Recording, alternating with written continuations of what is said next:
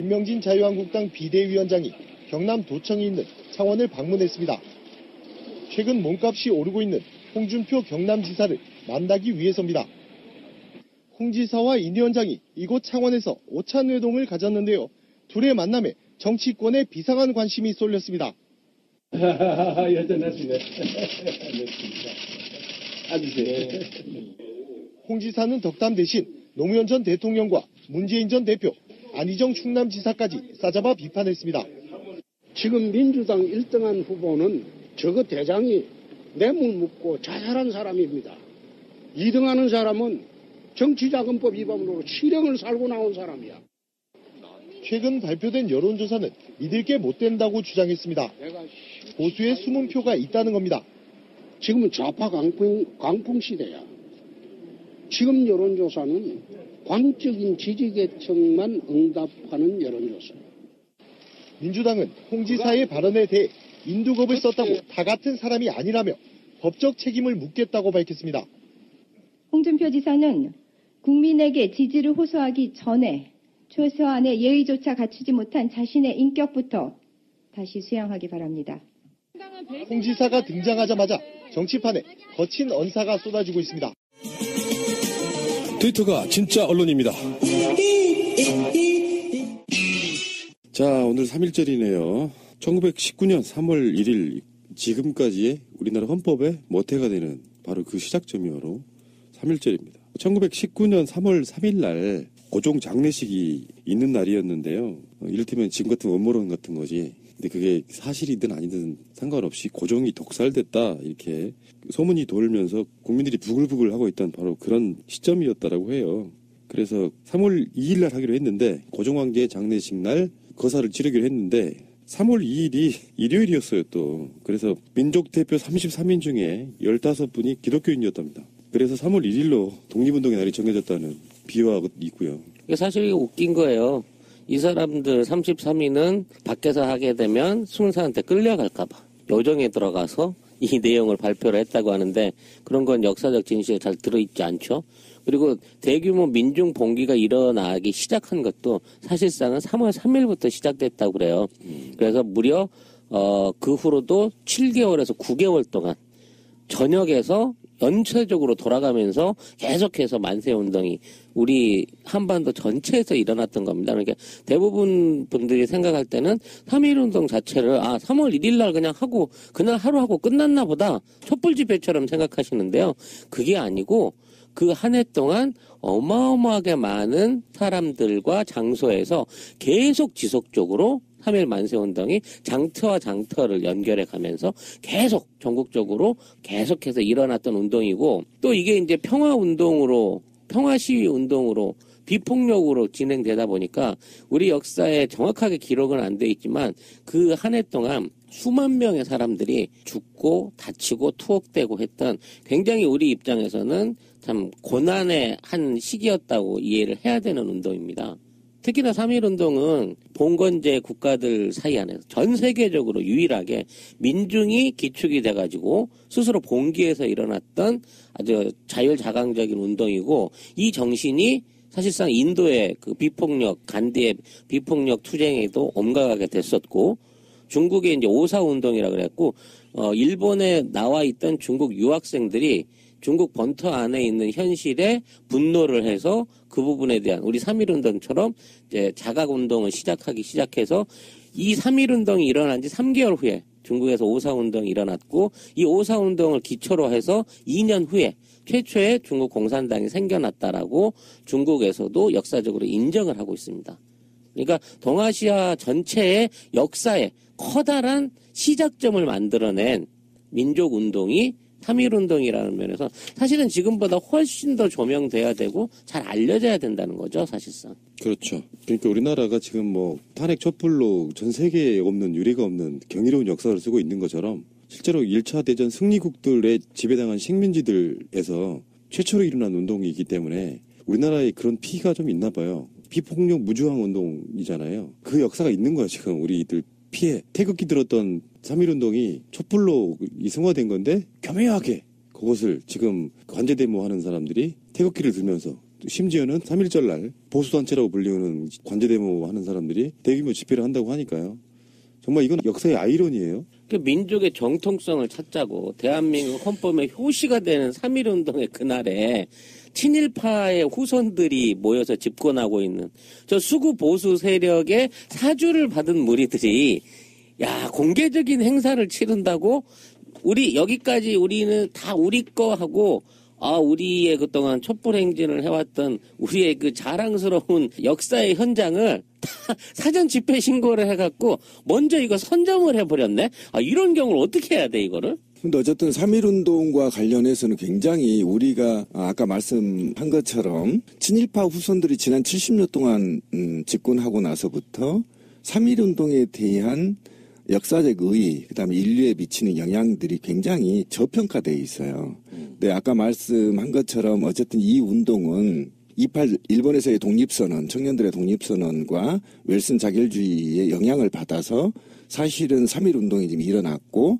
그 3.1운동이 아시아 식민지 국가에서 최초로 저항운동으로 발전했다는데 굉장히 중요한 의미가 있어요. 아까 말한 대로 5.4운동이나 인도의 운동처럼 무저항운동처럼 일어났고 오히려 이것이 이후에 러시아까지 영향을 미치는 굉장히 역사적 의미가 아시아에서는 굉장히 큰 의미가 있었습니다. 그리고 멀게는 이 운동의 하나는 동학농민운동에서부터 시작되는 그렇죠. 거예요. 동학이 또 연결돼요. 동학의 영향에서부터 맥을 같이 해오고 이 운동은 사실은 지금으로 말하면 북쪽에 널리 퍼져 있는 기독교 학교로부터 또는 선교사들로부터 교육된 선지자들에 의해서 사실은 직권적 이념을 제공받았던 지금의 쉽게 말하면 연변에 있는 학교들이 있죠. 거기에서 영향을 받았던 그분들의 목사들이 선교사들에 의해서 보통 이제 이루어졌는데 이것이 결국은 더 아까 동학계보다는 더 멀게는 사실은 프랑스 혁명까지도 올라가거든요. 이게 맥이 쭉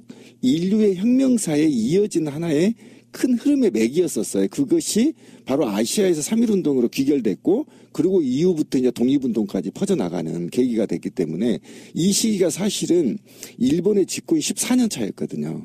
굉장히 중요한 시기에 중요한 저항운동을 만들어냈고 이후에 3.1운동 때문에 탄압을 받아서 독립운동가들이 사실은 연변 중국 쪽으로 가서 국가를 형성하고 만들어가는 과정들이 이어지기 때문에 굉장히 우리나라 역사에서는 굉장히 중요한 사실입니다. 우리는 이명박근혜 집권 9년 차에 그냥 확 3.1운동이요. 우리는 비폭력이었지만 사망자 수가 7,000명 이상이라고 그렇죠. 돼 있고요. 부상자 수는 45,000명 이상, 세포자 수는 49,000명 이상이고요. 가장 유명하죠. 천안 아운의 만세운동이 있고 평남 강서군의 사천장터 시위, 삼진의거, 제암리 학살 사건, 곽산 학살 사건, 사천 학살 사건, 화수리 학살 사건, 맹산 학살 사건, 대구 학살 사건, 합천 학살 사건, 남원 학살 사건, 익산 만세운동, 군산 만세운동, 만주 영정 만세운동 등 어마어마하게 규모가 컸던 바로 그런 독립운동이었죠. 사실 여기 또 역사적인 사실이 하나 더 있습니다. 1919년 요 3.1운동 해를 즈음해가지고 인천을 통해서 우리나라에 그 스페인 독감이 들어와요. 그래서 한 3년 동안 우리나라에서 맹위를 떨칩니다.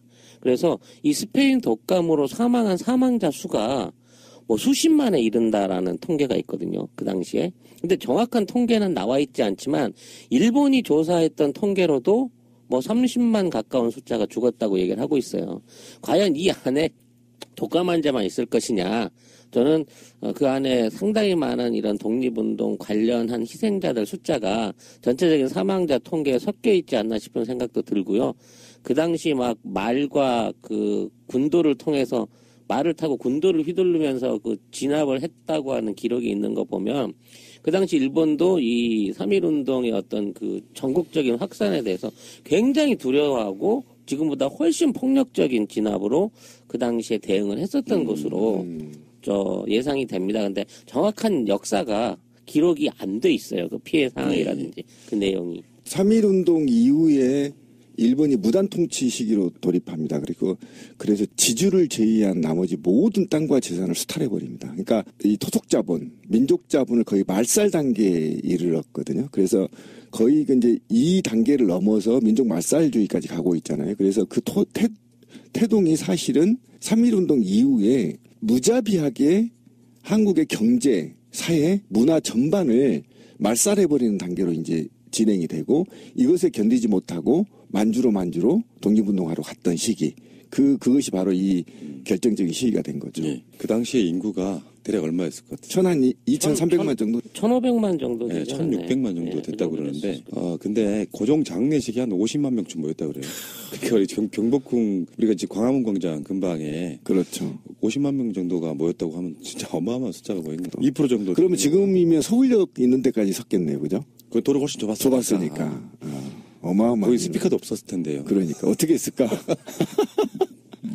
앞사람 말 뒤로 전달해줬나?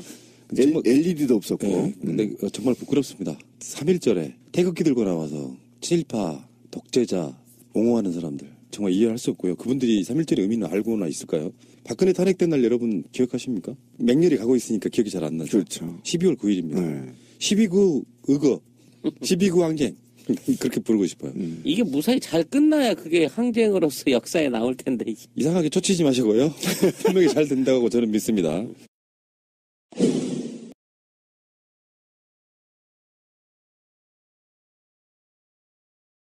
자유한국당.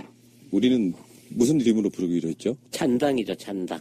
자유한국당, 자한당을 줄여서 잔당. 잔당. 새누리 잔당. 이렇게 부릅시다. 새누리당이 그 박근혜 탄핵 국면에서 뼈저리게 깨달은 게 있었나 봐요. 언론의 뚝이 한번 딱 터지니까 정신 못 차리게 막 보도가 됐었잖아요. 거기에 지금 새누리당이 미디어 팀을 5배로 늘렸다 그래요.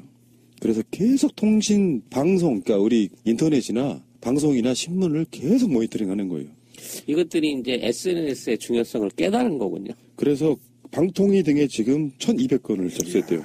심의 접수를 했대요. 어쩐지 최근에 방송이 바뀌더라. 예. 프레임이. 계속해서 이제 저는 그 새누리당한테 부러운 점이기도 합니다. 우리 이명박근혜 9년 동안 야당들한테 되게 좀 화났던 것 중에 하나가 막 편파적인 보도가 나오면 MBC 앞에서 농성이라도 해라 이렇게 우리가 주장했던 적이 있었거든요.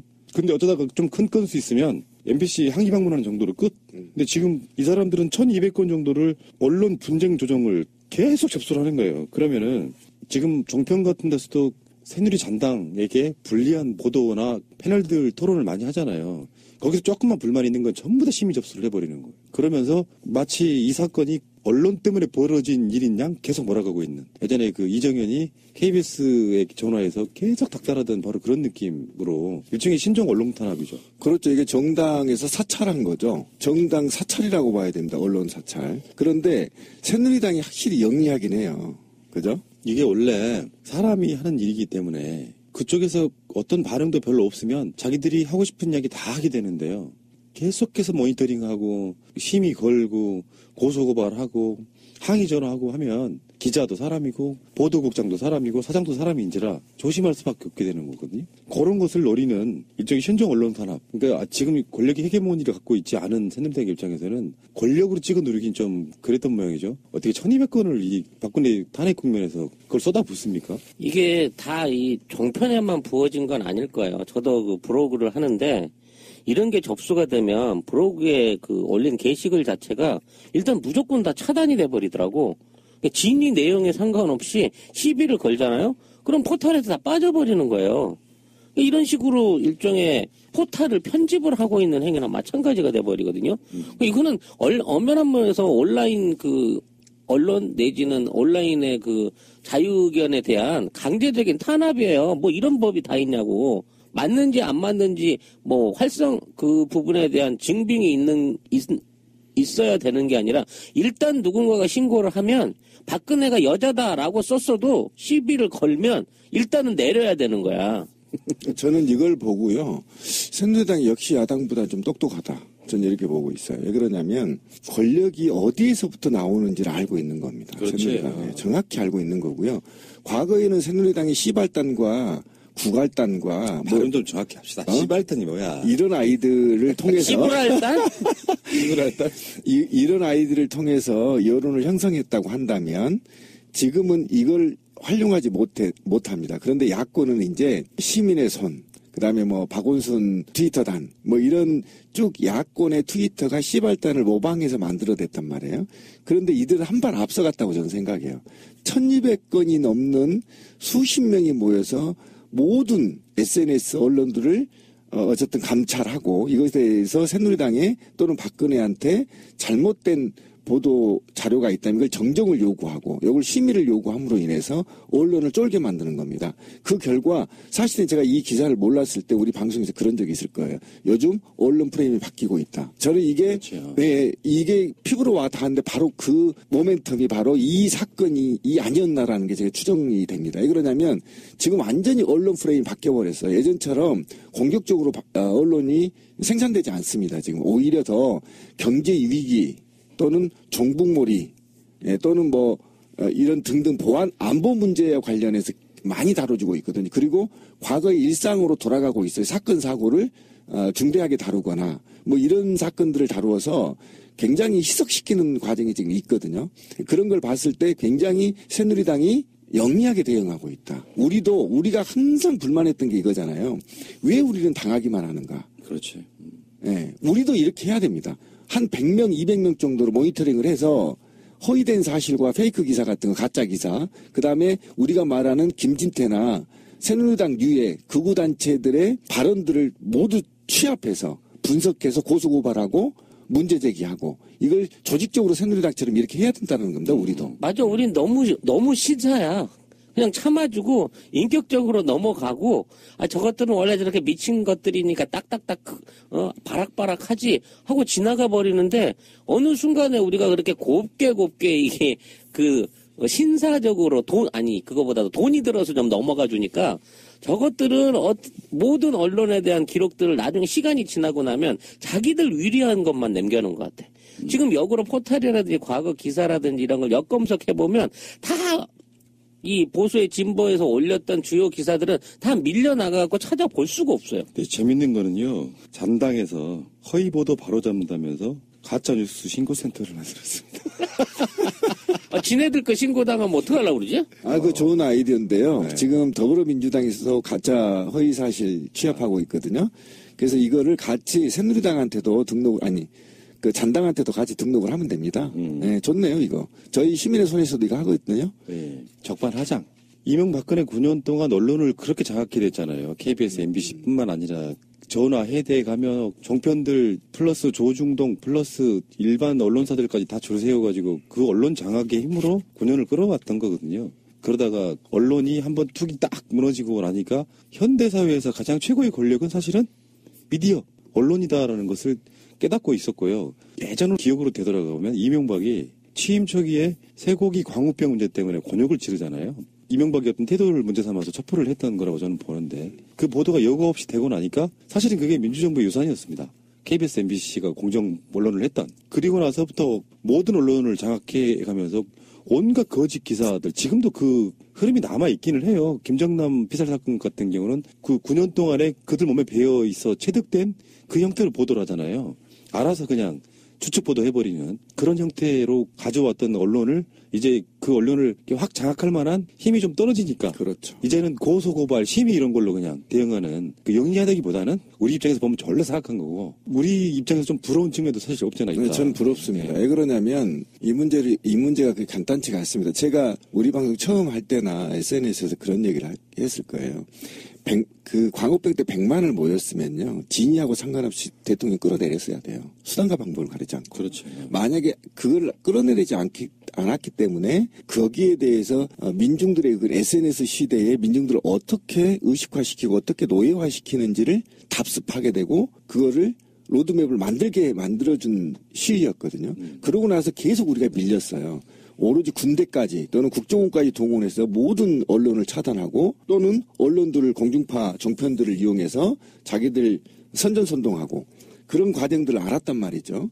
그러고 나서 지금 또 이제 230만이 넘는 시민이 또 왔어요. 근데 저들은 누군가는 기득권 세력들은 이걸 어떻게 끄는지를 연구하고 있을 거예요. 그렇죠. 그렇죠. 그게 만약에 우리가 말한 대로 촛불이 성공해서 이들을 완전히 해산시키지 않으면 그 방법은 아까 3.1운동 얘기 때처럼 3.1운동 있고 나서 어떻게 우리 민족을 조져야 되는지 일본 애들이 방법을 알아낸 것처럼 지금도 그들은 그렇게 끊임없이 우리들을 노예화시키려고 분석하고 연구할 거다. 그래서 반드시 이거를 끌어내리지 않으면 이후에 우리가 다시 반격을 당한다. 예. 여기서 하나만 더 추가하자면 지금 잔당의 중앙당 미디어팀 규모가요. 5배 이상 커졌대요. 그게 무슨 말이냐면 이게 2명이었다고 전에. 그리고 미래창조과학방송통신위원회 9개 의원실 그리고 13개의 비대표 의원실이 다 이것만 집중하고 있다라고 해요. 그러면 모니터링만 할까요? 댓글 달고 있겠죠. 그렇죠. 다 하청주겠죠.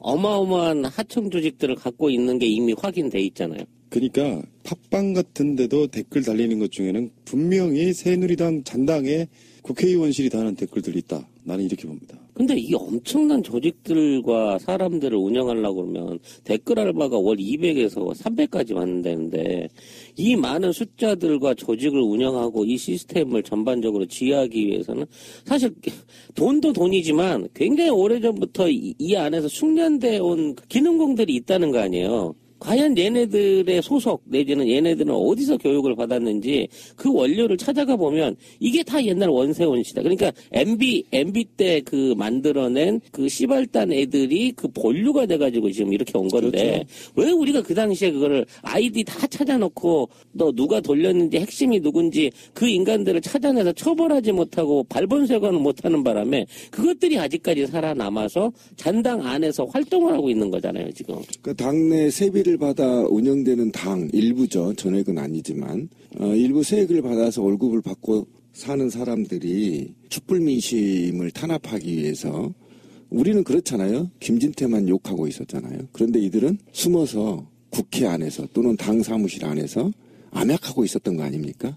그러니까 이런 게 바로 이들의 정신과 같이 하고 있는 지금의 탄기국이나 소위 박사모 집회 수괴들과 함께 커뮤니케이션을 하고 있다고 봐야 되는 그렇죠. 거거든요. 예. 그러니까 그 당시에 시발단이 새누리당이죠. 그 조직 자체가 그대로 살아있다라고 보시면 그렇죠. 되고요. 이럴 때면 그런 거지. 몇 년 전에 검객 다시 컴백해가지고 그런 작업들을 할 거라고 추측해보고요. 지금 아마 댓글 달고 있는 분들은 국정원 조직이라기보다는 새누리당 사조직일 가능성이 높다. 저는 그렇게 보고 자, 이 얘기는 여기까지 하시고요.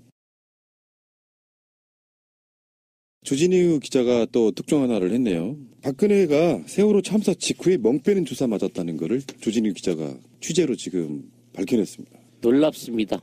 멍이 들 때까지 주사를 맞고 그 멍을 빼기 위해서 또 주사를 맞았군요. 그러니까 결과적으로는 이제 최종 특검도 김경재 불러놓고 일부 7시간에 관련돼서는 증거가 확보됐다 이렇게 얘기한 것처럼 어쨌든 세월호 직후 이전에 수술을 하고 이후에 밖으로 나가야 시술을 하고 밖으로 나가야 되는데 이게 멍이 너무 많아서 멍 빼는 주사를 맞았다 이런 거잖아요. 그러니까 이게 이제 아구지가 맞는 거죠, 그죠? 세월호 4월 16일 날 이전에 이미 시술이 됐고 그리고 그것과 관련해서 흔적을 남기지 않기 위해서 멍 빼는 주사를 맞고 이게 굉장히 특종이고요. 빠져나갈 수 없는 한 방인 겁니다. 이게 팩트 중심으로 돼 있기 때문에. 그러니까 그거잖아요. 멍 빼는 주사를 맞을 정도로 얼굴에 멍이 들었다. 그거는 누가 그 박근혜 용안을 원펀치로 두들겨 패지 않는 이상 멍들 만큼 많은 주사바늘이 꽂혔다는 얘기잖아요. 그 세월호 참사 당일 전후해가지고. 단정하지 마십시오. 그럼 어떻게? 최순실한테 맞았을 수도 있습니다. 싸대기를. 일 못하면 언니가 동생한테 맞기까지 하고 사나 걔들은? 자, 근데 김영재 원장이 이번에 특검 수사에 밝혀진 거 아닙니까? 김영재 원장이 4.16 그날이라고 알려지진 않았지만 김영재가 직접 들어간 날은 멍 빼는 주사, 그러니까 김영재가 시술을 한 게 아니고 이제 이거 같아요. 지금 나오는 보도들에 의하면은 야매 아줌마들이 들어가서 주사를 놓고 잘못 나갔고 멍이 생기면은 그 멍 빼는 주사를 놔주러 간 게 김영재 원장이었다 이거지. 이게 뭐 하는 짓이야. 애초에 그 야매를 쓰지 말고 병원 가서 맞든가. 그러니까 공식 석상이 잘 안 나타나는 게 멍 빼는 주사를 왜 맞냐면은 안 나타나면 되는데 할 수 없어서 가야 되니까. 그러니까 4.16 참사 당일날도 멍 자국이 있었는데 그것을 빼야 되니까 더 늦어진 측면도 있을 것이다 이렇게 보는 거죠. 그렇죠. 예전에 이제 그 전문가가 얘기한 것처럼 이게 이제 주기적으로 8번 또는 12번 이런 식으로 기간을 정해놓고 매주 수요일 날 저녁에 들어가서 시술을 받고 목요일 날 집무실에서 안 나오고 쉬는 방식으로 매주 반복됐던 거고 이것이 8.15 그 전에 13년도 8.15의 광복절 경축사 때부터 이제 이게 파란 멍자국이 나타나기 시작했다는 거 아닙니까? 그리고 세월호 이후에 5월달까지 미용 시술을 계속 받아왔다. 이건 이제 알려진 건 사실이잖아요. 그런데 문제는 4월 16일 날, 14년 4월 16일 날 이것이 있었느냐 없었느냐가 이제 의문이었었는데 이것이 특검의 조사와 지준의 특종으로 사실 이제 밝혀지게 된 거죠. 이것이 이제 검찰만 확인하면 사실로 각인되는 겁니다. 그러니까 박근혜에게 영양제 또는 시술을 한 사람, 주사를 놓은 사람이 공식적 의료 라인 있잖아요. 정기양 연세대 세브란스 교수는 자문이었기 때문에 비선이 아니고요. 조효옥 대의도 청와대 의무실의 공식적인 사람이기 때문에 비선은 아닙니다. 근데 비선으로 꼽히는 사람들이 한두 사람 놓은 게 아니야 지금. 김상만 전 녹십자 아이메드 원장, 다음에 무허가 백선생 웃기지 않아요? 압구정동 모 성형외과 원장, 허리 전문 기육병원 의사, 이런 사람들이 와서 박근혜에게 수시로 조사 바늘을 찔러대고 갔던 겁니다.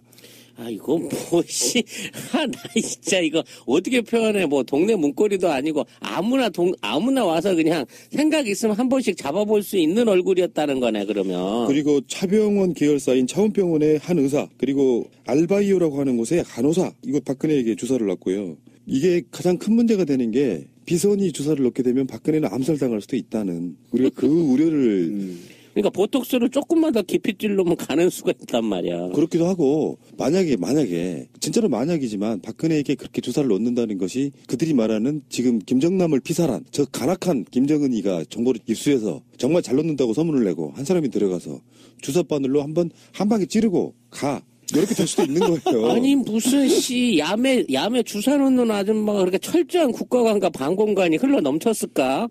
진짜 이런 사람들을 겁없이 불러다가 자기 얼굴을 들이밀 수 있는 이 막무가내의 용기, 정말 대단한 용기네. 어쨌든 진짜. 돈의 노예가 된 의사들이나 어떤 야매들이 그럴 리는 없겠지만 저는 이제 이 박 씨가 굉장히 사악하다는 게 뭐냐면 4월 17일 날도 맞았네요. 그죠? 그리고 4월 21일도 맞았어요. 그리고 5월 13일도 맞았고요. 5월 16일도 맞았어요. 이 세월호 참사 일어나고 온 국민이 고통 속에 빠져 있을 때 본인은 보톡스 맞으면서 미용 시술을 했다라는 겁니다. 이건 정말 용서할 수 없는 사람이고요. 이건 탄핵이 아니라 이런 사람은 정말 이것 때문에 짱돌이 필요한 겁니다. 온 몸에 멍이 들도록 짱돌로 조사버리지 않으면 이건 화가 풀리지 않아요. 어떻게 이게 화가 풀리죠? 16일 날 아이들이 죽고 17일 날 인양대 오는데 보톡스를 쳐맞아요? 아, 이건 인간이 아닌 겁니다. 제가 4월 21일 정도라고 해도 이해를 하겠습니다. 4월 16일 날 아이들이 물에 빠져서 골든타임이 17일인데 17일 저녁까지 골든타임 때 또 주사를 쳐맞아요? 아, 이건 진짜 용서할 수가 없습니다, 이거. 태안 기름리틀 사고 때 현장에서 계속 현장 지휘를 하면서 사태를 해결하기 위해서 노력을 했던 노무현 대통령의 모습하고 너무나 비교가 되잖아요. 그냥 이거 참 걱정스러운 일이네요. 구명조끼 입었다는데 못 건지나? 그러다가 생뚱하니까 그걸 아무런 발언도 없이 청와대 도로 처박혀가지고 뭐 한 게 없잖아. 그 이후로 3일 동안 한 게 없이 처박혀 있길래 사람들은 그렇게 생각했지.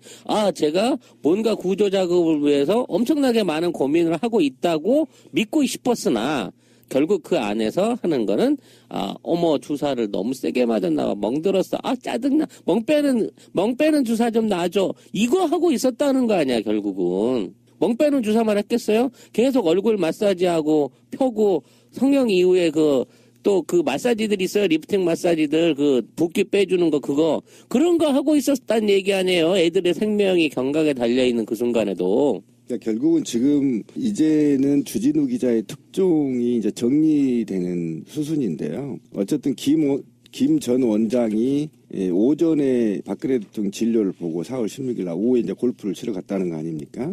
이게 이제 사실로 드러남으로 인해서 그리고 이제 5월부터는 다른 의사들이 들어간 것으로 이렇게 밝혀졌으므로 이제는 뭐 빼도 박도 못하는 박근혜의 세월호 7시간의 흔적이 밝혀졌다. 이렇게 보시면 되겠네요. 근데 또 뭐 했냐에 집착을 하실까봐 말씀드리면 그것은 우리한테 중요하지는 않다. 뭔가를 딴짓을 했기 때문에 잠을 쳐잤든 주사를 맞았든 딴짓을 했기 때문에 세월호 7시간 동안 아무것도 하지 않았다가 정답이기 때문에 그것은 꼭 기억하시라는 말씀 드리고요. 그것을 시술을 받는 게 불법이라기보다는 그 시술을 받았건 잠을 잤건 간에 다른 일을 하면서 국민의 생명을 보호하지 못하고 어떤 조치도 취하지 않았기 때문에 탄핵 사유 중에 중요한 사유가 된 거거든요. 그렇죠. 사람들이 그래요. 저희 트윗에서도 그렇고 페북에서도 이제 시발단으로 추정되는 또는 탄기구로 추정되는 아이들이 문자가 와서 저를 이제 놀리는데 그럼 박근혜가 죽였냐 이렇게 물어보는 거예요. 네가 어떻게 박근혜가 안 죽였다고 얘기할 수 있니? 누가 죽였는지 안 죽였다면 참사였다면 사고였다면 왜 수습을 안 하고 또는 구조를 안 했는지 그거에 대해서 누가 그 주체인지를 알기 위해서 수사를 하는 거다. 이렇게 제가 지금 얘기를 하고 있는데 박근혜가 죽였을 수도 있습니다. 아직은 진실이 밝혀지지 않았기 때문에 유병원이 죽였을 수도 있고 국정원이 죽였을 수도 있고 해경이 죽였을 수도 있고 해수부가 죽였을 수 있어요. 하지만 그래서 누가 죽였는지 범인을 찾고자 진실을 밝히기 위해서 박근혜한테 그날 행적이 필요한 거고 왜 구조 지시를 내리지 않았느냐, 왜 배에서 탈출하라고 명령 내리지 않았느냐, 이 주체들을 찾아가는 게 그래서 특검이 필요한 거고 세월호 진실을 밝히고자 하는 거 아닙니까? 그것이 밝혀져야 오래된 적폐를 청산하고 안전한 한국을 만들 수 있다라는 거거든요. 그런데 걔네들은 하는 말이 무조건 이렇습니다. 박근혜가 죽였냐? 죽이라고 시켰냐? 그러면 아까 우리 권 PD가 얘기했지만 저는 업무 시간에 만약에 주사를 맞았거나 멍 빼는 주사를 맞았으면 이거는 범죄입니다. 업무 시간 이전에라고 한다고 한다면 사생활이라고 칩시다. 그러면 이후에는 어떻게 할 거냐? 그건 범죄라고 저는 생각하거든요. 일반 공무원들이 근무 시간에 강남 성형수술 가서 시술을 맞으면 바로 파면입니다. 파면하면 해임이에요. 있을 수 없는 일입니다. 그런데 하물며 그 공무원들의 수장인 대통령이 업무 시간에 필러 수술을 받아요? 시술을 받아요? 그건 용서할 수 없습니다.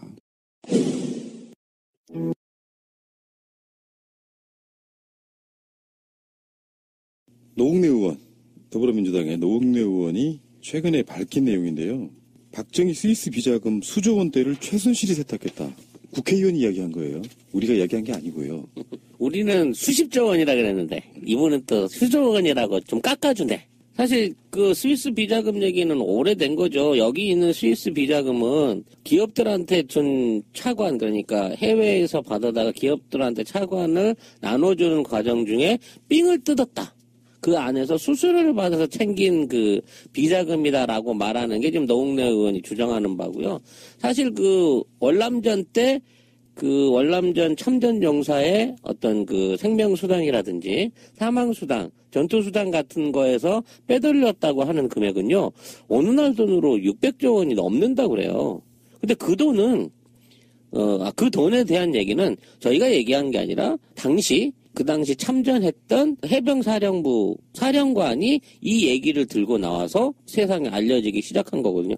실제 거기에서 근무를 하고 사병들과 함께 전투를 치렀던 그 사령관이 우리 사병들 돈 내놔라. 그때 박정희가 외국 사람들하고 똑같이 받기로 한 수당들 안에서 우리 생명값을, 대한민국 군인의 생명 피값을 빼돌려갖고 스위스로 빼돌렸다라고 주장을 하고 있는 거예요. 그렇죠. 이 부분에 대한 세 발의 피해요, 이거. 그러니까 이거는 추정이 아니고 실질적으로 이게 지금 밝혀진 게 1978년 미 하원 국제관계위원회 국제기소소위원회가 발행한 프레이저 보고서에 한국, 미국 관계에 대한 조사 보고서에 나와 있는 거죠.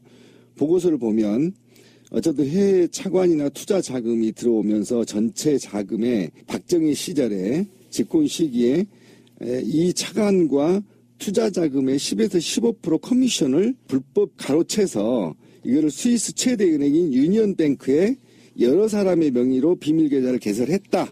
야, 이거 살벌한 사채네요. 이거는 이랄이 선의자야, 씨발. 예, 이게 어마어마한 거죠. 그러니까 이때부터 커미션의 10%. 이게 우리나라에 정착된 겁니다. 근데 원래 이 업계 관행이 많아야 4% 이 정도 선인데, 얘들은 정말 통 크게도 잘라먹었거니와 그 금액 규모가 지금 뭐 밝혀진 게 수조 원이라고 하는데, 지금 그 당시 우리나라에 들어왔던 전체적인 차관 금액들이라든지 외국에서 투자됐던 차관 금액들을 생각해 본다고 치면 이거는 수조 원이라고 해도 금액이 너무 적은 거예요. 당시 액면가로 수조 원 수준이겠지 요즘 액면가로 따지면 최소 10배 이상 봐줘야 되는 거 아닐까요? 그렇죠. 이 사건은 정말 심각한 사건이네요. 그죠? 그리고 요게 이제 11.6 이후에 5명과 함께 스위스를 방문해서 비밀 계좌의 예금지 이름을 변경하고, 그죠? 이거를 동행한 이들에게 사례비 5만 달러씩 줬다는 제보까지 나와 있고요. 그리고 이게 이제 이 돈이 바로 최순실이 스위스 은행의 비자금 세탁을 위해 92년 독일의 페이퍼 컴퍼니를 우리가 말하는 200개에서 300개 정도 만들어서 세탁을 했다. 이것이 총액이 수조 원이다. 라고 이게 지금 밝혀진 거거든요. 그러니까 이게 최근에 삼성에서 보내준 뭐 이런 돈들은 뭐 국내에서 송금한 돈이지만 사실 그거는 말 사주는데 또는 승마장 사주는데 또는 그쪽 관련한 비용으로 들어간 돈인 것이고 사실 독일의 이 페이퍼 컴퍼니를 최순실이 세우기 시작했고 거기에 유입됐던 돈은 이 스위스 비자금들 자체가 흘러들어왔을 가능성이 높다고 이게 더 개연성이 있어 보이네요. 지금 보니까. 참고로 전에 이제 다른 방송에서도 한번 말씀드렸습니다만 그 스위스 비자금 안에는 현금 이외에 금괴가 있었다 그래요.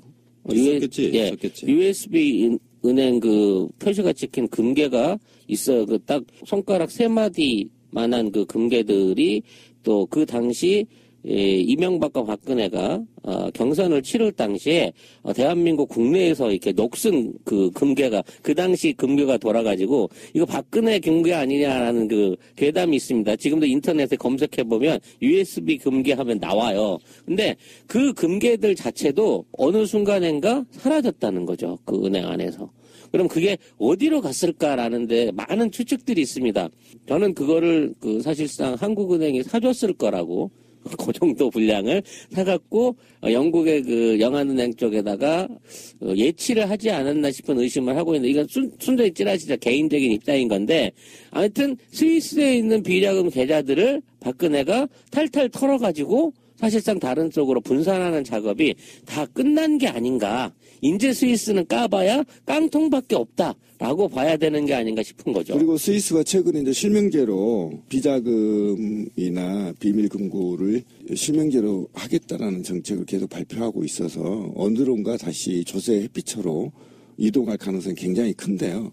그러니까 이 노 의원이나 지금 안민석이나 이 의원들이 사실 지금 팟캐스트에 나와서 비공식적으로 선언한 것이 뭐냐면요. 박정희와 박근혜 일가의 비자금 800조를 추적하고 있다. 아, 800조? 네, 그래서 그 정도는 돼야지. 그래서 계속 지금 해외로 출장 중에 있다라는 겁니다. 그런데 이게 팀이 꾸려져 있다는 거예요. 그러니까 실제로 우리가 제가 있잖아요. 사실은 고등학교 때부터 이 소문이 있었거든요. 맞아요. 네, 어마어마했었어요. 저도 들은 적이 있어요. 예, 총 뭐 탱크 이런 거 다 팔아서 박정희가 어디로 갖고 왔다 이런 소문들이 돌았었단 말이에요. 그런데 그게 이제 사실로 밝혀지고 있다. 그리고 이것이 규모가 안민석 의원, 그러니까 이 팀, 비자금 추적팀에 의하면 여기 이제 주진우 기자도 이제 포함됐다고 해요. 이 팀에. 그런데 여기에 800조를 추적하고 있다라는 800조. 아, 이게 말이 됩니까? 800조가? 대한민국 5천만이 먹고 쓴 70년 동안 먹고 쓴 빚이 800조밖에 안 된다고요. 가계빚이. 근데 그 가계빚만큼 박정희하고 박근혜 일가가 숨겨놓은 게 800조래, 800조. 이게 그냥 방송이니까 이러는 겁니다. 지금 화를 낼 수 없어서.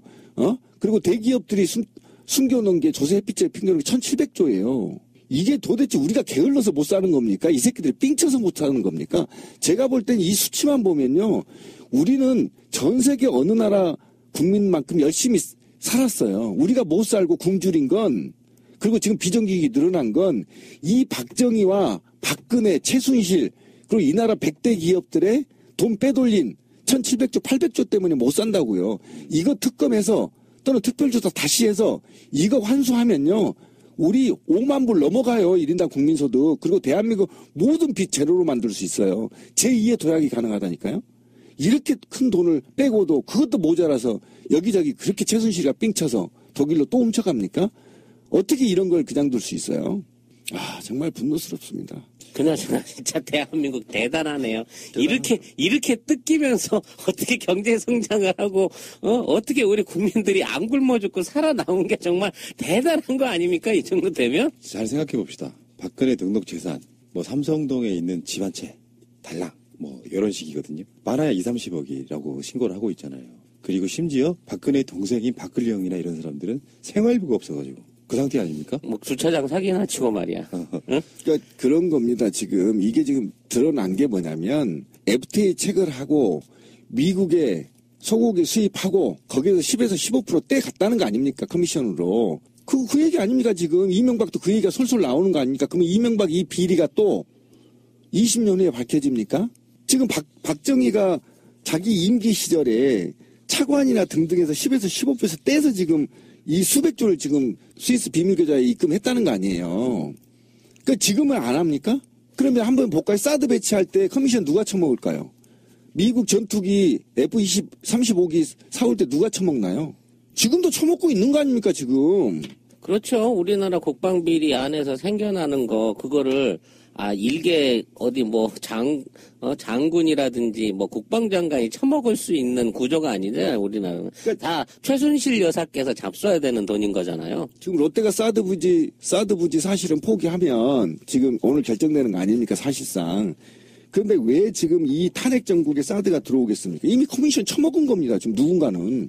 최순실가 먹었던, 국방장관이 처먹었던, 담당 지출관이 처먹었던, 먹었기 때문에 사드를 도입할 수밖에 없는 겁니다. 그러니까 일반 민간인인 로비스트가 먹는 거는 미국 같은 데서는 합법이니까 그냥 그렇다 치고, 공직에 있는 자들이 사실 공무원 로비스트로 의심되는 김관진 같은 자들, 이런 사람들이 어느 정도 받아먹고 더 큰 규모는 위로 상납하고 이런 구조라는 거죠. 그렇죠. 그런데 이게 이 회에 대기업들의 1,700조의 비자금하고 그다음에 이런 세도가들의 해에 800조가 넘는 이런 비자금들이 그냥 해외에만 있으면 아무런 문제가 없어요.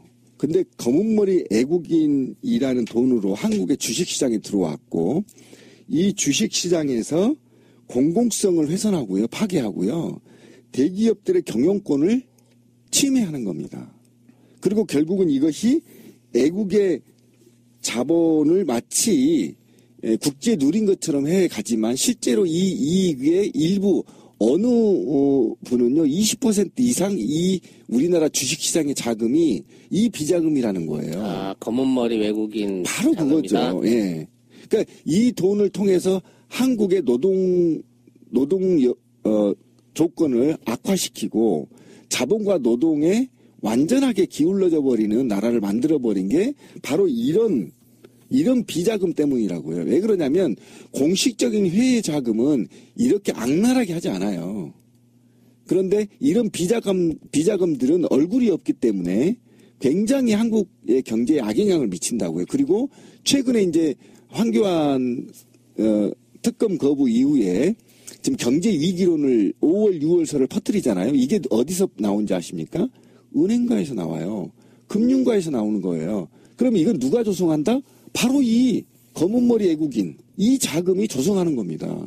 이 민중들한테 국민한테 하나의 도움이 안 됩니다. 삥 뜯어가고 나중에 공포스럽게 공포로 만들고. 지금 신비님 말씀을 조금 긍정적으로 받아들일 수밖에 없는 게 그동안 우리나라에 들어와 있는 외국 자금들이 굉장히 다른 나라에 비해서는 좀 유동성이 약해요. 무슨 얘기냐면 달러 환율 변동이라든지 주식시장이라든지 여러 가지 안보 상황에 맞춰서 지금 동아시아 쪽에 있는 외국 자본들은 지금 굉장히 빠른 속도로 빠져나가고 있는 단계거든요. 근데 우리나라에 들어와 있는 자금들은 굉장히 나가는 속도들이 의외로 적어요. 그리고 불안불안한 우리 주식시장을 사실 지탱하고 있는 게 외국인 자금이기도 하거든요. 근데 아까 말씀대로 우리나라 외국인 자금들이 특정 대기업에 있는 주식들을 집중적으로 가지고 있어요. 삼성전자라든지 은행이라든지 생보사라든지 말 그대로 알짜인 주식들을 대기업 주식들을 많이 쥐고 있으면서 이들이 들어오고 나서의 일종의 운영 관행이 뭐냐면 수익을 최대한 빨아 올리고 난 다음에 그걸 매년 배당을 해버리는 거예요. 그래서 현금으로 들고 나가. 그러니까 일반적인 주식회사들이 돈을 벌면 최소한 얼마 정도는 남겨놓은 상태에서 재투자를 한다든지 R&D에 들어가다든지 해야 되는데 얘네들은 알짜배기로 일을 시켜 막 구조조정하고 최대한 인력 줄이고 경비 줄이고 해가지고 이득을 최대화시킨 다음에 연말만 되면 배당을 쳐가지고 현금으로 나눠서 갖고 튀어버리는 거예요. 이거는 점점 더 우리에 있는 기업들을 부실하게 만드는 영향으로 지금 미쳐오고 있는데 이런 짓들이 집중적으로 일어나게 된 게 FTA 이후에 집중적으로 들어왔단 말씀하신 주인을 알 수 없는 비자금들이 그런 짓거리들을 지금 대한민국 금융계에서 하고 있는 거거든요. 근데 지금 여기에는 구체적인 금액이 안 나왔잖아요. 수조 원대라고 이야기했잖아. 네. 근데 한간에 떠도는 소문만 좀 이야기해 볼게요. 스위스 은행의 비자금이 최초로 이제 거대한 규모가 된 게 미국으로부터 받은 베트남 참전 연구사들. 그때 317억 달러라고 하고요. 지금 현재로 따지면은 우리나라 돈으로 634조 원이라고 그러니까 하고요. 600조 원. 근데 실제로 주월 사령관이었던 이세호라는 장군이 2012년인가 강연에서 그 이야기를 해요. 그 정도 돈이 있는데 그거를 월남 참전했던 용사들한테 돌려줘라 하는 얘기가 있어서 우리가 그냥 하는 얘기가 아니고 오늘도 지금 노웅래 의원도 그렇고 그렇죠. 국회의원이 한 말이라고 하면 이거는 본격적으로 수사를 해야 되겠죠. 아니 특별위원회를 만들고요. 그다음에 일종의 특검도 만들고. 예, 특검도 만들어서 실제 조사해야 되고 그다음에 월남 참전군이나 어떻든 이런 사람들 그 보수 집회, 극우 집회 가지 말고 따로 집회해야 됩니다. 이거 수당 갈취한 거 달라고. 그다음에 그것도 있지만요. 일본하고 한일 수교를 정상화하면서 돈 받은 것도 국내에 들어오지 않았어요. 지금 문제가 되는 한일 위안부 협상 문제 왜 아베가 박근혜한테 강요를 하냐면 지 아비 박정희가 일본한테 받은 돈을 이 스위스은행이 가져갔기 때문이에요. 그리고 그 돈이 지금까지 있기 때문에 박근혜가 마냥 아베한테 끌려다니는 겁니다. 그 위에는 이게 해법이 없어요. 해석이 안 됩니다. 왜 박근혜가 처음에 각을 세웠던 아베 정부에 지금 거의 노예 수준에 이르는 것이냐, 박근혜 정부 관료들이 바로 이런 아킬레스건이 있기 때문에 그렇거든요. 그렇지 않고는 이게 박근혜가 아베에 끌려다닐 이유가 없어요. 지금까지 그 악의 씨앗이 그 돈 때문에 이어오고 있는 겁니다. 굉장히 굴욕적이죠, 지금 일본과. 사실 그 당시에 뭐 이제 한일 보상금이라고 해서 받은 돈 이외에 그 경협 차관이라고 하는 돈들이 꽤 많이 들어왔었는데요. 그 당시 경협 차관을 조성하고 들어올 당시에 미쓰비시하고 그 손을 맺고 돈을 받은 것처럼 서류를 꾸며놓고 미쓰비시의 노후 장비나 미쓰비시의 기계들을 그 현물로 받아오는 방식으로 차관을 정산을 했다는 거예요. 그러니까 우리 기업체한테는 너 이거 2천만 달러어치 차관 준 거야라고 하지만 실제 온 것은 원가가 1,000만 달러일지 500만 달러일지 알 수 없는 기계와 설비들이 들어왔다는 거죠. 그 와중에 미쓰비시는 굉장히 엄청난 그 소득을 올린 거예요. 매출을 한국에다 보낸 거야. 그러면서 정부 장부로는 차관을 빌려온 게 된 거죠. 그 가운데에서 생겨난 차액들이 박정희 내지는 그와 연관됐던 세력들한테 흘러들어갔다는 그 얘기들도 있습니다. 그 당시. 아까 우리가 초반에 새누리당이 가짜뉴스 신고 사이트 만든다 그랬죠. 네. 우리도 지금 이게 방송에 나가면 가짜뉴스에 해당될 수 있어요. 근데 그 출처는 우리는 국회의원 발표를 이야기해 주는 거라고요. 요거 자체는 가짜뉴스가 아닌 거예요. 국회의원이 이러이러한 이야기를 했다라고 우리가 받아서 분석해 주는 것은 가짜뉴스일 수 없다는 거죠. 그러니까 이런 뉴스들이 이제 종편이라든지 공중파를 통해서 나가잖아요. 그러면 나중에 뭐 심의위원회 같은 데 열려서 사과 공지 방송을 한다든지 하는 방식으로 일단 나가기는 나가요. 그리고 난 다음에 사후로 처리가 되거든. 근데 이런 이제 그 포털이라든지 블로그라든지 이런 그 온라인 안에 정보가 이런 식으로 흘러다니는 데 대해서 저쪽에 그 애들이 이걸 찾아갖고 하나하나 다 시비를 걸면 이 진위 여부가 밝혀지기 전까지, 그러니까 심의가 끝나기 전까지는 무조건 그 뉴스들이 포털에서 지워진다는 게 지금 시스템의 문제인 거예요. 구체적인 금액은 달라질 수 있어요. 634조든 655조든 아니면 그냥 몇 조든 달라질 수는 있는데 박근혜가 공무원 재산 신고한 금액은 아니라는 겁니다. 그게. 그렇죠. 그리고 그것만 있습니까? 지금 실소 위주로 의심되고 있는 그 4개 재단, K 미르스포츠 이런 거 말고 원래 갖고 있던 재단만 해도 어마어마한 숫자 실소 위주라고 알려져 있는 영남대, 거잖아요. 청구대, 유경재단, 그다음에 장수장학회 이 4개만 합친다고 하더라도 수조 원, 아니 10조 원이 넘는 규모의 자산 규모를 갖고 있는 거예요. 이 회사. 그러니까 이것도 사실은 지금 아까 가짜 뉴스를 했는데 어쨌든 미국의 하원에서 나온 자료예요. 이거는 거의 가짜일 수가 없습니다. 예, 미국에서 분석 자료 나왔기 때문에 이건 보고서예요, 보고서. 그렇기 때문에 팩트인 거고요. 그다음에 그 아까 한일 보상금 문제와 관련해서 이 협상은 김종필이가 했어요. 그러니까 김종필이가 했기 때문에 김종필이가 죽기 전에 적어도 이건 남겨야 된다고 생각합니다. 역사에 기록돼야 되기 때문에 정확히 얼마를 받았고 아니면 본인의 자서전에서라도 또는 녹음으로라도 해놔야 됩니다. 이게 우리 역사가 있는 거거든요. 그러니까 얼마를 받았는데 최종 얼마를 국내에 들어왔고 얼마를 해외로 빼돌렸는지 최소한의 20년 후든 30년 후든 알 수 있게끔 녹음이라도 해서 후손들한테 남겨줘야 돼요. 지금 발표 못하면.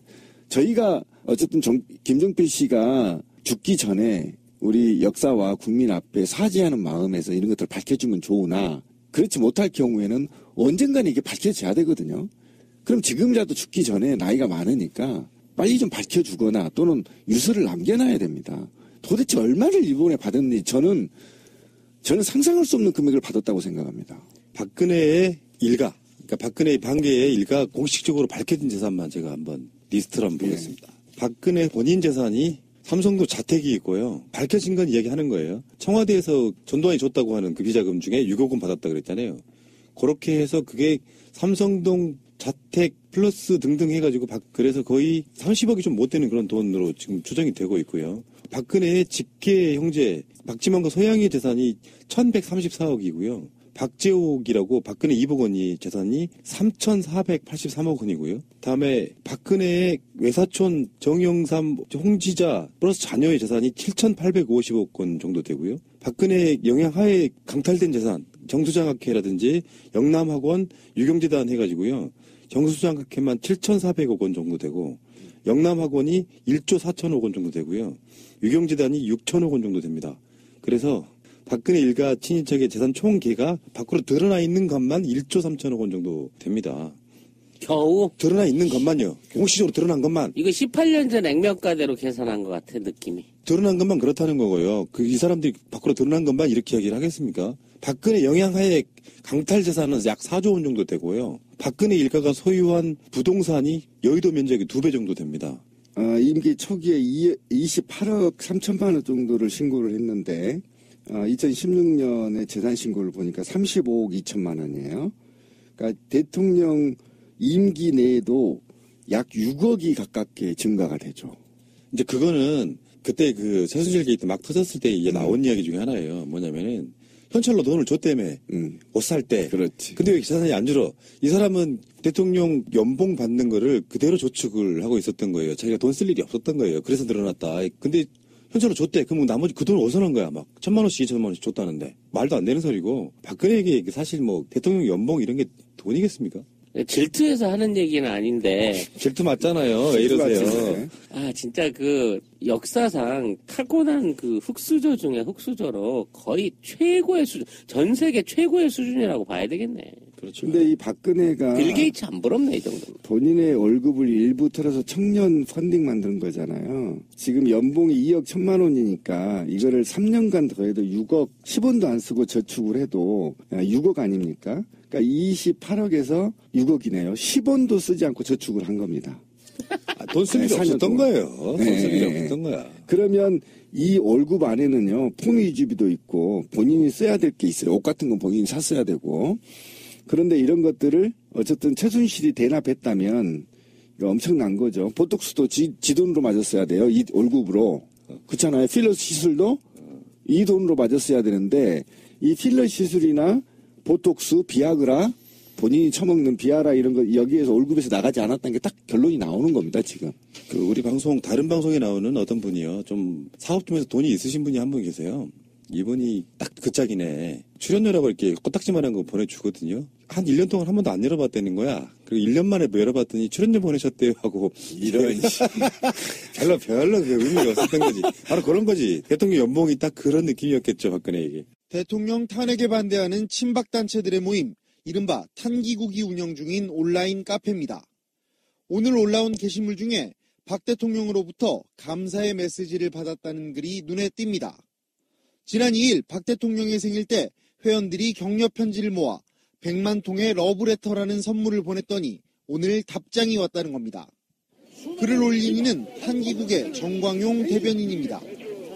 정 대변인에 따르면 박 대통령은 여러분의 편지를 읽어보았습니다. 고맙고 감사드립니다라고 감사의 뜻을 밝혔습니다. 이 메시지의 명의는 직무정지 전부터 방명록 등에 써온 대통령 박근혜였습니다. 청와대 관계자는 박 대통령이 정 대변인에게 답장을 보낸 건 맞다며 다만 비서실을 통해서 보냈는데 정확한 형식은 모르겠다고 말했습니다. 것을 노리는 일종의 현정 언론 탄압. 그러니까 지금 권력의 헤게모니를 갖고 있지 않은 새누리당 입장에서는 권력으로 찍어 누르긴 좀 그랬던 모양이죠. 어떻게 1200건을 이 박근혜 탄핵 국면에서 그걸 쏟아붓습니까? 이게 다 이 종편에만 부어진 건 아닐 거예요. 저도 그 브로그를 하는데 이런 게 접수가 되면 브로그에 그 올린 게시글 자체가 일단 무조건 다 차단이 돼버리더라고. 진위 내용에 상관없이 시비를 걸잖아요. 그럼 포털에서 다 빠져버리는 거예요. 이런 식으로 일종의 포탈을 편집을 하고 있는 행위나 마찬가지가 돼버리거든요. 이거는 엄연한 면에서 온라인 그 언론 내지는 온라인의 그 자유의견에 대한 강제적인 탄압이에요. 뭐 이런 법이 다 있냐고. 맞는지 안 맞는지 뭐 활성 그 부분에 대한 증빙이 있어야 되는 게 아니라 일단 누군가가 신고를 하면 박근혜가 여자다라고 썼어도 시비를 걸면 일단은 내려야 되는 거야. 저는 이걸 보고요. 새누리당이 역시 야당보다 좀 똑똑하다. 저는 이렇게 보고 있어요. 왜 그러냐면 권력이 어디에서부터 나오는지를 알고 있는 겁니다. 그렇지. 새누리당에 정확히 알고 있는 거고요. 과거에는 새누리당이 시발단과 구갈단과 발음 좀 정확히 합시다. 시발단이 뭐야? 이런 아이들을 통해서 시부랄단? 시부랄단? 이런 아이들을 통해서 여론을 형성했다고 한다면 지금은 이걸 활용하지 못합니다. 그런데 야권은 이제 시민의 손, 그 다음에 뭐 박원순 트위터단, 뭐 이런 쭉 야권의 트위터가 시발단을 모방해서 만들어냈단 말이에요. 그런데 이들은 한 발 앞서갔다고 저는 생각해요.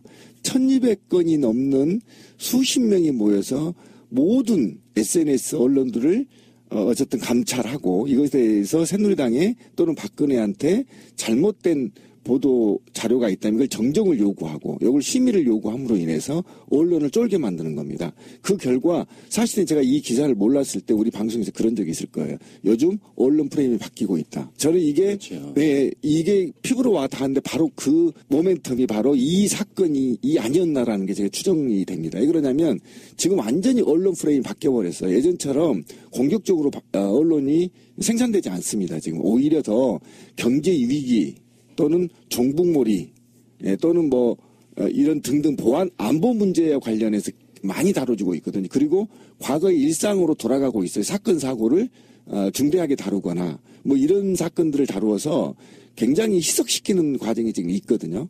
그런 걸 봤을 때 굉장히 새누리당이 영리하게 대응하고 있다. 우리가 항상 불만했던 게 이거잖아요. 왜 우리는 당하기만 하는가? 그렇지. 네, 우리도 이렇게 해야 됩니다. 한 100명, 200명 정도로 모니터링을 해서 허위된 사실과 페이크 기사 같은 거, 가짜 기사, 그 다음에 우리가 말하는 김진태나 새누리당 유해 극우단체들의 발언들을 모두 취합해서 분석해서 고소고발하고 문제 제기하고 이걸 조직적으로 새누리당처럼 이렇게 해야 된다는 겁니다. 우리도. 맞아. 우린 너무 시사야. 그냥 참아주고 인격적으로 넘어가고 저것들은 원래 저렇게 미친 것들이니까 딱딱딱 바락바락하지 하고 지나가 버리는데 어느 순간에 우리가 그렇게 곱게 이게 그 신사적으로 그거보다도 돈이 들어서 좀 넘어가 주니까 저것들은 모든 언론에 대한 기록들을 나중에 시간이 지나고 나면 자기들 위리한 것만 남겨놓은 것 같아. 지금 역으로 포털이라든지 과거 기사라든지 이런 걸 역검색해보면 다 이 보수의 진보에서 올렸던 주요 기사들은 다 밀려나가고 찾아볼 수가 없어요. 네, 재밌는 거는요. 잔당에서 허위보도 바로잡는다면서 가짜뉴스 신고센터를 만들었습니다. 지네들 거 신고당하면 어떡하려고 그러지? 그 좋은 아이디어인데요. 네. 지금 더불어민주당에서 가짜 허위사실 취합하고 있거든요.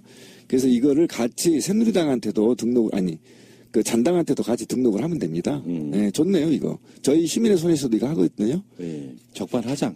이명박근혜 9년 동안 언론을 그렇게 장악해 냈잖아요. KBS, MBC뿐만 아니라 전화, 해대 가면 종편들 플러스 조중동 플러스 일반 언론사들까지 다 줄 세워가지고 그 언론 장악. 와 있지 않지만 일본이 조사했던 통계로도 뭐 30만 가까운 숫자가 죽었다고 얘기를 하고 있어요.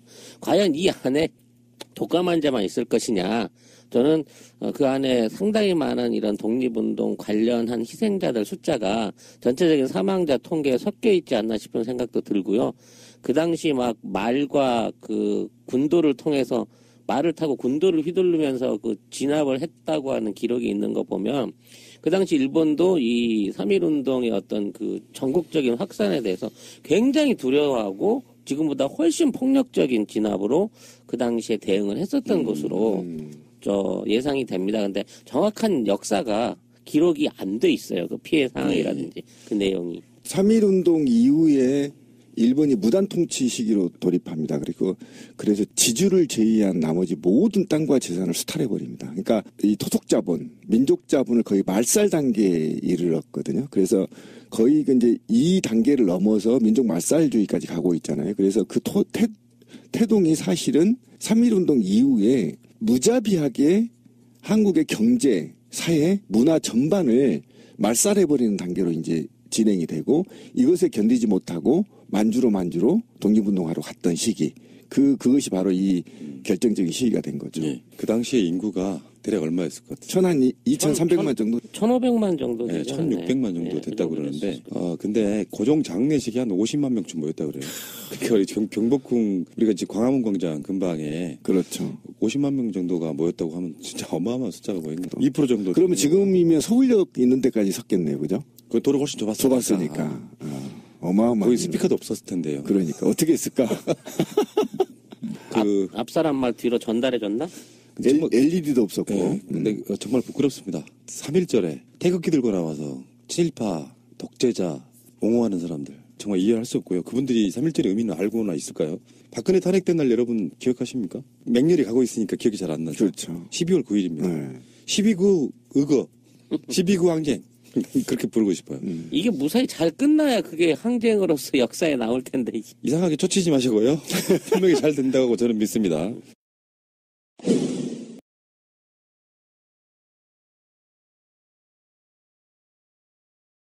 자유한국당.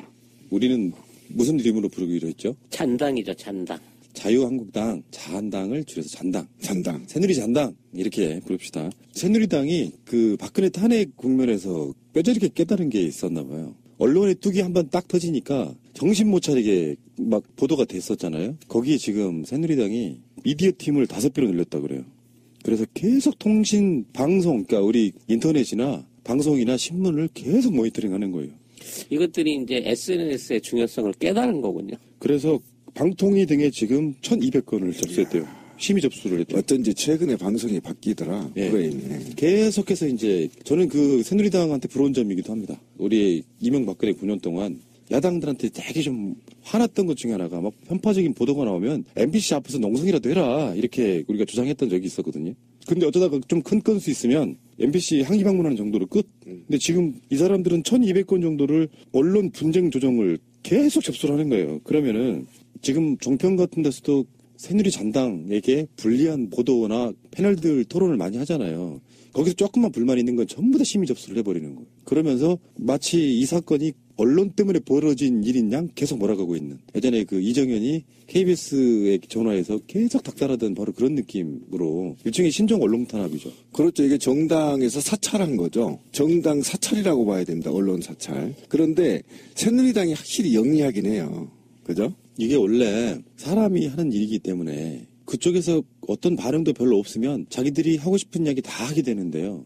계속해서 모니터링하고 심의 걸고 고소고발하고 항의 전화하고 하면 기자도 사람이고 보도국장도 사람이고 사장도 사람인지라 조심할 수밖에 없게 되는 거거든요. 그런 거에 힘으로 9년을 끌어왔던 거거든요. 그러다가 언론이 한번 툭이 딱 무너지고 나니까 현대사회에서 가장 최고의 권력은 사실은 미디어, 언론이다라는 것을 깨닫고 있었고요. 예전을 기억으로 되돌아가보면 이명박이 취임 초기에 쇠고기 광우병 문제 때문에 곤욕을 치르잖아요. 이명박이 어떤 태도를 문제 삼아서 첩보를 했던 거라고 저는 보는데 그 보도가 여과 없이 되고 나니까 사실은 그게 민주정부의 유산이었습니다. KBS, MBC가 공정 언론을 했던. 그리고 나서부터 모든 언론을 장악해 가면서 온갖 거짓 기사들 지금도 그 흐름이 남아있기는 해요. 김정남 피살 사건 같은 경우는 그 9년 동안에 그들 몸에 배어 있어 체득된 그 형태로 보도를 하잖아요. 알아서 그냥 추측 보도해버리는 그런 형태로 가져왔던 언론을 이제 그 언론을 확 장악할 만한 힘이 좀 떨어지니까 그렇죠. 이제는 고소고발 심의 이런 걸로 그냥 대응하는 그 영리하다기보다는 우리 입장에서 보면 전혀 사악한 거고 우리 입장에서 좀 부러운 측면도 사실 없잖아요. 네, 저는 부럽습니다. 왜 그러냐면 이 문제가 그렇게 간단치가 않습니다. 제가 우리 방송 처음 할 때나 SNS에서 그런 얘기를 했을 거예요. 그 광우병 때 100만을 모였으면요. 진위하고 상관없이 대통령이 끌어내렸어야 돼요. 수단과 방법을 가리지 않고. 그렇죠. 만약에 그걸 끌어내리지 않았기 때문에 거기에 대해서 민중들의 그 SNS 시대에 민중들을 어떻게 의식화시키고 어떻게 노예화시키는지를 답습하게 되고 그거를 로드맵을 만들어준 시기였거든요. 그러고 나서 계속 우리가 밀렸어요. 오로지 군대까지 또는 국정원까지 동원해서 모든 언론을 차단하고 또는 언론들을 공중파 종편들을 이용해서 자기들 선전선동하고 그런 과정들을 알았단 말이죠.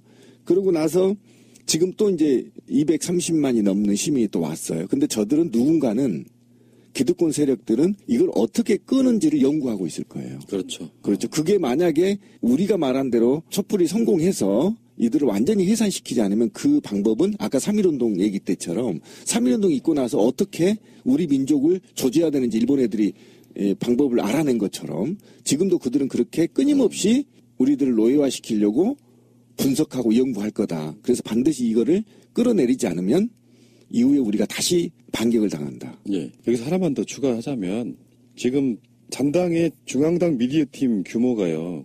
5배 이상 커졌대요. 그게 무슨 말이냐면 이게 2명이었다고 전에. 그리고 미래창조과학방송통신위원회 9개 의원실 그리고 13개 비대표 의원실이 다 이것만 집중하고 있다라고 해요. 그러면 모니터링만 할까요? 댓글 달고 있겠죠. 그렇죠. 다 하청주겠죠. 어마어마한 하청 조직들을 갖고 있는 게 이미 확인돼 있잖아요. 그러니까 팟빵 같은 데도 댓글 달리는 것 중에는 분명히 새누리당 잔당의 국회의원실이 다는 댓글들이 있다. 나는 이렇게 봅니다. 근데 이 엄청난 조직들과 사람들을 운영하려고 그러면 댓글 알바가 월 200에서 300까지 받는다는데 이 많은 숫자들과 조직을 운영하고 이 시스템을 전반적으로 지휘하기 위해서는 사실 돈도 돈이지만 굉장히 오래전부터 이 안에서 숙련되어 온 기능공들이 있다는 거 아니에요. 과연 얘네들의 소속 내지는 얘네들은 어디서 교육을 받았는지 그 원료를 찾아가 보면 이게 다 옛날 원세훈 시대. 그러니까 MB 때 그 만들어낸 그 시발단 애들이 그 본류가 돼가지고 지금 이렇게 온 건데 그렇죠. 왜 우리가 그 당시에 그거를 아이디 다 찾아놓고 너 누가 돌렸는지 핵심이 누군지 그 인간들을 찾아내서 처벌하지 못하고 발본색원을 못하는 바람에 그것들이 아직까지 살아남아서 잔당 안에서 활동을 하고 있는 거잖아요 지금. 그 당내 세비를 받아 운영되는 당 일부죠. 전액은 아니지만 일부 세액을 받아서 월급을 받고 사는 사람들이 촛불 민심을 탄압하기 위해서 우리는 그렇잖아요. 김진태만 욕하고 있었잖아요. 그런데 이들은 숨어서 국회 안에서 또는 당 사무실 안에서 암약하고 있었던 거 아닙니까? 그러니까 이런 게 바로 이들의 정신과 같이 하고 있는 지금의 탄기국이나 소위 박사모 집회 수괴들과 함께 커뮤니케이션을 하고 있다고 봐야 되는 그렇죠. 거거든요. 예. 그러니까 그 당시에 시발단이 새누리당이죠. 그 조직 자체가 그대로 살아있다라고 보시면 그렇죠. 되고요. 이럴 때면 그런 거지. 몇 년 전에 그 운동이 3.1운동이라는 면에서 사실은 지금보다 훨씬 더 조명돼야 되고 잘 알려져야 된다는 거죠 사실상. 그렇죠. 그러니까 우리나라가 지금 뭐 탄핵 촛불로 전 세계에 없는 유례가 없는 경이로운 역사를 쓰고 있는 것처럼 실제로 1차 대전 승리국들의 지배당한 식민지들에서 최초로 일어난 운동이기 때문에 우리나라에 그런 피가 좀 있나 봐요. 비폭력 무저항 운동이잖아요. 그 역사가 있는 거야 지금 우리들 피해. 태극기 들었던 3.1운동이 촛불로 이승화된 건데 교묘하게 그것을 지금 관제데모 하는 사람들이 태극기를 들면서 심지어는 3.1절 날 보수단체라고 불리는 관제데모 하는 사람들이 대규모 집회를 한다고 하니까요. 정말 이건 역사의 아이러니예요. 그 민족의 정통성을 찾자고 대한민국 헌법의 효시가 되는 3.1운동의 그날에 친일파의 후손들이 모여서 집권하고 있는 저 수구 보수 세력의 사주를 받은 무리들이 공개적인 행사를 치른다고 우리 여기까지 우리는 다 우리 거 하고 우리의 그동안 촛불 행진을 해왔던 우리의 그 자랑스러운 역사의 현장을 다 사전 집회 신고를 해갖고 먼저 이거 선점을 해버렸네? 이런 경우를 어떻게 해야 돼, 이거를? 근데 어쨌든 3.1운동과 관련해서는 굉장히 우리가 아까 말씀한 것처럼 친일파 후손들이 지난 70년 동안 집권하고 나서부터 3.1운동에 대한 역사적 의의, 그다음에 인류에 미치는 영향들이 굉장히 저평가되어 있어요. 근데 아까 말씀한 것처럼 어쨌든 이 운동은 28 일본에서의 독립선언, 청년들의 독립선언과 웰슨 자결주의의 영향을 받아서 사실은 3.1 운동이 지금 일어났고 그 3.1 운동이 아시아 식민지 국가에서 최초로 저항 운동으로 발전했다는데 굉장히 중요한 의미가 있어요. 아까 말한 대로 5.4 운동이나 인도의 운동처럼 무저항 운동처럼 일어났고 오히려 이것이 이후에 러시아까지 영향을 미치는 굉장히 역사적 의미가 아시아에서는 굉장히 큰 의미가 있었습니다. 그리고 멀게는 이 운동의 하나는 동학농민 운동에서부터 시작되는 그렇죠. 거예요. 동학이 또 연결돼요. 동학의 영향에서부터 맥을 같이 해오고 이 운동은 사실은 지금으로 말하면 북쪽에 널리 퍼져 있는 기독교 학교로부터 또는 선교사들로부터 교육된 선지자들에 의해서 사실은 직권적 이념을 제공받았던 지금의 쉽게 말하면 연변에 있는 학교들이 있죠. 거기에서 영향을 받았던 그분들의 목사들이 선교사들에 의해서 보통 이제 이루어졌는데 이것이 결국은 더 아까 동학계보다는 더 멀게는 사실은 프랑스 혁명까지도 올라가거든요. 이게 맥이 쭉 인류의 혁명사에 이어진 하나의 큰 흐름의 맥이었었어요. 그것이 바로 아시아에서 3.1 운동으로 귀결됐고 그리고 이후부터 이제 독립운동까지 퍼져나가는 계기가 됐기 때문에 이 시기가 사실은 일본의 집권이 14년 차였거든요. 굉장히 중요한 시기에 중요한 저항운동을 만들어냈고 이후에 3.1 운동 때문에 탄압을 받아서 독립운동가들이 사실은 연변 중국 쪽으로 가서 국가를 형성하고 만들어가는 과정들이 이어지기 때문에 굉장히 우리나라 역사에서는 굉장히 중요한 사실입니다. 우리는 이명박근혜 집권 9년 차에 그냥 확 3.1 운동이요. 우리는 비폭력이었지만 사망자 수가 7,000명 이상이라고 되어 있고요. 부상자 수는 4만 5천 명 이상, 세포자 수는 4만 9천 명 이상이고요. 가장 유명하죠. 천안 아운의 만세운동이 있고 평남 강서군의 사천장터 시위, 삼진의거, 제암리 학살 사건, 곽산 학살 사건, 사천 학살 사건, 화수리 학살 사건, 맹산 학살 사건, 대구 학살 사건, 합천 학살 사건, 남원 학살 사건, 익산 만세운동, 군산 만세운동, 만주 영정 만세운동 등 어마어마하게 규모가 컸던 바로 그런 독립운동이었죠. 사실 여기 또 역사적인 사실이 하나 더 있습니다. 1919년 요 3.1 운동 해를 즈음해가지고 인천을 통해서 우리나라에 그 스페인 독감이 들어와요. 그래서 한 3년 동안 우리나라에서 맹위를 떨칩니다. 그래서 이 스페인 독감으로 사망한 사망자 수가 뭐 수십만에 이른다라는 통계가 있거든요. 그 당시에. 근데 정확한 통계는 김명진 자유한국당 비대위원장이 경남 도청에 있는 창원을 방문했습니다. 최근 몸값이 오르고 있는 홍준표 경남지사를 만나기 위해서입니다. 홍 지사와 인 위원장이 이곳 창원에서 오찬회동을 가졌는데요. 둘의 만남에 정치권에 비상한 관심이 쏠렸습니다. 여전하시네. 앉으세요. 홍 지사는 덕담 대신 노무현 전 대통령과 문재인 전 대표, 안희정 충남지사까지 싸잡아 비판했습니다. 지금 민주당 1등한 후보는 저거 대장이 뇌물 묻고 자살한 사람입니다. 2등하는 사람은 정치자금법 위반으로 실형을 살고 나온 사람이야. 최근 발표된 여론조사는 믿을 게 못 된다고 주장했습니다. 보수의 숨은 표가 있다는 겁니다. 지금은 좌파 강풍 시대야. 지금 여론조사는 광적인 지지계층만 응답하는 여론조사야. 민주당은 홍 지사의 발언에 대해 인두겁을 썼다고 다 같은 사람이 아니라며 법적 책임을 묻겠다고 밝혔습니다. 홍준표 지사는 국민에게 지지를 호소하기 전에 최소한의 예의조차 갖추지 못한 자신의 인격부터 다시 수양하기 바랍니다. 홍 지사가 등장하자마자 정치판에 거친 언사가 쏟아지고 있습니다. 트위터가 진짜 언론입니다. 자, 오늘 3.1절이네요. 1919년 3월 1일 지금까지의 우리나라 헌법의 모태가 되는 바로 그 시작점이므로 3.1절입니다. 1919년 3월 3일 날 고종 장례식이 있는 날이었는데요. 이를테면 지금 같은 음모론 같은 거지. 근데 그게 사실이든 아니든 상관없이 고종이 독살됐다 이렇게 소문이 돌면서 국민들이 부글부글 하고 있던 바로 그런 시점이었다라고 해요. 그래서 3월 2일 날 하기로 했는데 고종 황제의 장례식 날 거사를 치르기로 했는데 3월 2일이 일요일이었어요 또. 그래서 민족 대표 33인 중에 15분이 기독교인이었답니다. 그래서 3월 1일로 독립운동의 날이 정해졌다는 비화가 있고요. 사실 이게 웃긴 거예요. 이 사람들 33인은 밖에서 하게 되면 순사한테 끌려갈까봐 요정에 들어가서 이 내용을 발표를 했다고 하는데 그런 건 역사적 진실에 잘 들어있지 않죠. 그리고 대규모 민중 봉기가 일어나기 시작한 것도 사실상은 3월 3일부터 시작됐다고 그래요.